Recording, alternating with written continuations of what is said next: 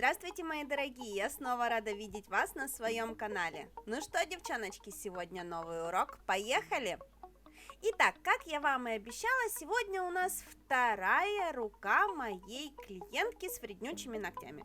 Почему ногти вреднючие, мы с вами выяснили вчера. Что с ними сделать так, чтобы они не вредничали, мы тоже вчера с ними выяснили. Если вы не смотрели вчерашний урок, обязательно посмотрите, потому что там очень много ценной информации. А сегодня будем делать вторую ручку. На второй ручке мы будем делать дизайн не из простых. Мы будем рисовать лицо человека. Мы выбрали для покрытия серо-голубую гамму, очень холодную, очень интересную, красивую.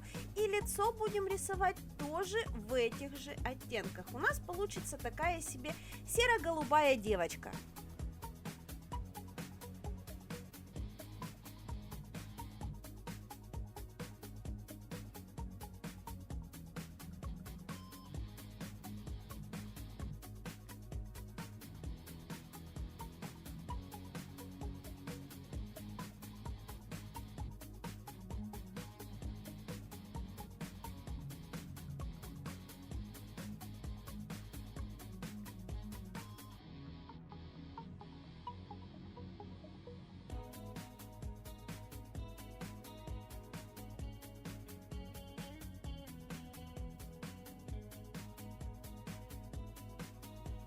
Для того, чтобы нам с клиенткой было понятно, как мы будем это все рисовать, я для начала просто по опиленной поверхности маркером набросала форму нашей девочки. Для того, чтобы клиентка видела, как это выглядит, я видела, где у нее какие запчасти находятся, и чтобы было проще потом с этим совсем работать.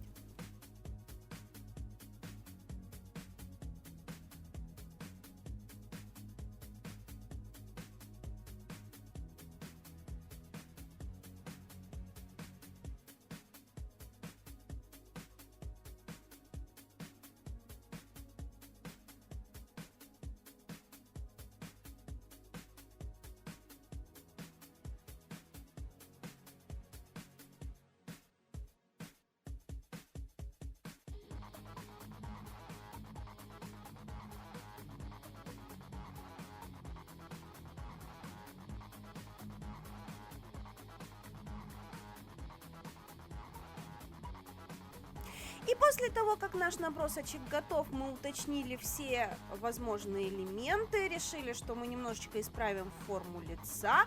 В общем, договорились обо всем. Мы начинаем все это дело разукрашивать. Начинаем с глаз и заполняем полностью ноготочек. Самое главное при рисовании лица человека или куколки или чего угодно соблюсти светотеневые моменты. Вот это, в принципе, основной и самый сложный момент, потому что именно светотенями мы показываем объемность каких-то черт лица. Поскольку у нас все-таки куколка это не настоящий живой человек, нам не нужно соблюдать прям пропорциональность. В данном случае мы решили, как в стиле аниме, сделать вот такие вот большущие глазюки. Вот поэтому здесь пропорции нарушены, на это нам смотреть не нужно, но тем не менее светотеневые моменты мы все равно делаем как на настоящем лице. Если вы не понимаете, как сделать светотени, то многие из вас, а в принципе все, видели, как в интернете показывали контуринг в свое время лица, да, при макияже. То есть, в принципе, тени мы наносим точно так же, как в контуринге накладывали самый темный оттенок. И свет точно так же мы высвечиваем в основном носик, лобик, немножечко подбородок и скулы под глазами. Если вы совсем немножечко посидите и разберетесь в этих моментах, то дальше вам рисовать будет уже совершенно несложно. Здесь же объяснять вот этот вот каждый момент, где свет, где тени, в принципе, голосом я не вижу смысла, потому что здесь и так при рисовании понятно, где я беру более темный оттенок, где я беру более светлый, куда я его наношу и как я его растушевываю. Здесь, в принципе, основной момент это в растушевке. Поэтому проговаривать дизайн я сегодня не буду. Сидите, смотрите, наслаждайтесь, обращайте внимание конкретно на светотеневые моменты. Если захотите что-то такое нарисовать, как подсказка, я вам сказала, посмотрите у визажистов, как они накладывают контуринг. Вам будет более-менее понятно, какие места лица высветляются, а какие затеняются.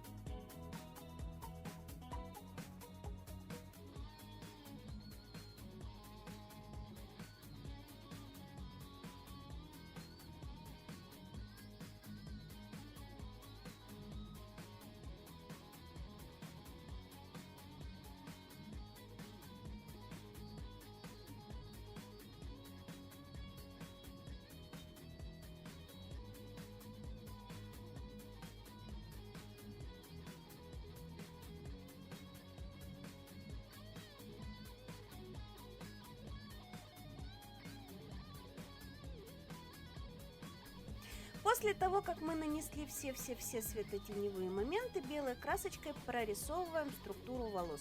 Первым уровнем белой красочкой прорисовываем подфинишное покрытие, а потом перекрываем финишем и уже окончательно по финишу тонкими линиями расставляем какие-то волосинки и проставляем основные блики по нашему ноготку.